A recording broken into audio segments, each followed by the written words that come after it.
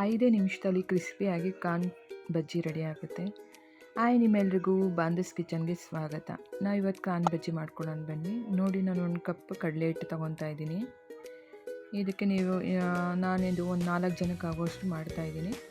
ನಿಮ್ಗೆ ಎಷ್ಟು ಬೇಕೋ ನಿಮ್ಮದು ಕ್ವಾಂಟಿಟಿ ಮೇಲೆ ನೋಡಿ ನೀವು ಹಾಕ್ಕೋಬೋದು. ನೋಡಿ ಉಪ್ಪು ಸೋಡಾ ಹಾಕ್ತಾಯಿದ್ದೀನಿ ನಾನಿವಾಗ. ಉಪ್ಪು ಸೋಡಾ, ಸ್ವಲ್ಪ ಖಾರಕ್ಕೆ ಎಷ್ಟು ಬೇಕೋ ಅಷ್ಟು ಚಿಲ್ಲಿ ಪೌಡ್ರು. ನಾನು ಇದರಲ್ಲಿ 1 ಟೀ ಸ್ಪೂನ್ ತೊಗೊಂಡು ಹಾಕ್ತಾಯಿದ್ದೀನಿ. ಚಿಕ್ಕ ಸ್ಪೂನಲ್ಲಿ ಸಾಕು ಖಾರ. ನಿಮ್ಗೆ ಎಷ್ಟು ಬೇಕೋ ಅಷ್ಟು ಖಾರ ಜಾಸ್ತಿ ತಿಂತೀರಾ ಅಂದರೆ ನೀವು ಖಾರ ಜಾಸ್ತಿ ಹಾಕ್ಕೋಬೋದು. ಸ್ವಲ್ಪ ಚಾಟ್ ಮಸಾಲ ಹಾಕ್ಕೋಬೇಕು, ಸಾಕು ಇಷ್ಟ ಹಾಕಿದ್ರೆ. ಇದೆಲ್ಲ ಹಾಕಿ ನೆಕ್ಸ್ಟ್ ನೋಡಿ ಒಂದು ಕಪ್ಪಲ್ಲೇ ನಾನು ಕಾರ್ನ್ ತೊಗೊತಾ ಇದ್ದೀನಿ. ನಿಮಗಿನ್ನ ಕ್ರಿಸ್ಪಿಯಾಗಿ ನಮಗೆ ಕಾರ್ನೇ ಸಿಗಬೇಕು ಅಂದರೆ ಕಾರ್ನಿನ ಜಾಸ್ತಿ ಹಾಕ್ಕೋಬೋದು. ಸ್ವೀಟ್ ಕಾರ್ನ್ ತೊಗೋಬೇಕು. ನೋಡಿ ಈ ಥರ 1 ಕಪ್ ನಾನು ಹಾಕ್ಕೊಂಡಿದ್ದೀನಿ ಕಾರ್ನು. ಅದಕ್ಕೆ ಸ್ವಲ್ಪ ಅಜ್ವೈನ್ ಕೂಡ ಹಾಕ್ಕೊಂಡಿದ್ದೀನಿ. ಈ ಥರ ಅಜ್ವೈನ್ ಕೂಡ ಹಾಕ್ಕೊಂಡಿದ್ದೀನಿ. ನೀರು ಹಾಕೋಕ್ಕಿಂತ ಮುಂಚೆನೇ ಇದು ಈ ಥರ ಮಿಕ್ಸ್ ಮಾಡ್ಕೋಬೇಕು. ನೀರು ಹಾಕೋಕ್ಕಿಂತ ಮುಂಚೆನೇ ಈ ಥರ ನಾವು ಮಿಕ್ಸ್ ಮಾಡಿ ಇಟ್ಕೋಬೇಕು. ಇವಾಗ ನೀರು ಹಾಕಿ ನಮಗೆ ಬಜ್ಜಿ ಅದಕ್ಕೆ ನಾವು ಇದನ್ನು ಬ್ಯಾಟರ್ನ ಕಲಸಿಟ್ಕೋಬೇಕು. ನೋಡಿ ನೀರು ಹಾಕ್ಕೊಂಡು ಬಜ್ಜಿ ನಾವು ಎಣ್ಣೆಲಿ ಬಿಟ್ಟು ತುಂಬ ತೆಳುವಾಗಿ ಕಳಿಸಿಟ್ಕೋಬಾರ್ದು, ನೋಡ್ಕೋಬೇಕು ಮೀಡಿಯಮಾಗಿ. ಸ್ವಲ್ಪ ಸ್ಪೂನಲ್ಲಿ ಎತ್ತಿದ್ರೆ ಎಣ್ಣೆಲಿ ಹಾಕೋ ಥರ ಇರಬೇಕು. ನೋಡಿ ಇಷ್ಟು ಹೈ ಅದಕ್ಕಿದ್ರೆ ಸಾಕು. ಇದು ಇವಾಗ ಇನ್ಸ್ಟೆಂಟಾಗಿ ಆಗೋಗ್ಬಿಡುತ್ತೆ. ಈವ್ನಿಂಗ್ ಸ್ನ್ಯಾಕ್ಸಿಗೆ ತುಂಬ ಚೆನ್ನಾಗಿರುತ್ತೆ ಇದು ರೆಸಿಪಿ. ನೀವು ಟ್ರೈ ಮಾಡಿ. ನೋಡಿ ಈ ಎಣ್ಣೆ ಬಿಸಿಯಾಗಿದೆ.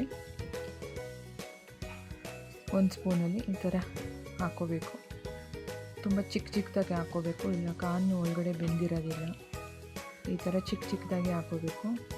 ನೋಡಿ ಈ ಥರ ಹಾಕಿ ಲೋ ಫ್ಲೇಮಲ್ಲೇ ಇದನ್ನು ಬೇಯಿಸಬೇಕು. ಲೋ ಫ್ಲೇಮಲ್ಲೇ ಇದನ್ನು ಫ್ರೈ ಮಾಡಬೇಕು. ನಾವು ಡೀಪ್ ಫ್ರೈ ಮಾಡಬೇಕು. ಈ ಥರ ಫ್ರೈ ಮಾಡ್ಕೋಬೇಕು. ತುಂಬ ಈಸಿಯಾಗಿರುತ್ತೆ ಇದು. 5 ಮಿನಿಟ್ಸಲ್ಲಿ ಆಗೋಗ್ಬಿಡುತ್ತೆ. ನೀವು ಮನೇಲಿ ಟ್ರೈ ಮಾಡಿ ರೆಸಿಪಿನ.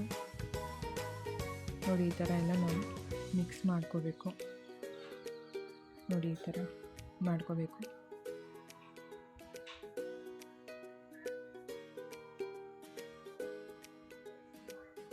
ತುಂಬ ಚೆನ್ನಾಗಿತ್ತು ಕಾರ್ನ್ ಬಜ್ಜಿ. ನನ್ನ ಮಗನಿಗಂತೂ ತುಂಬ ಇಷ್ಟ ಆಯಿತು. ತುಂಬ ಚೆನ್ನಾಗಿ ಮಾಡಿದ್ದೀರಾ ಮಮ್ಮಿ ಅಂತ ಹೇಳ್ತಿದ್ದ. ನೀವು ಮನೇಲಿ ಟ್ರೈ ಮಾಡಿ.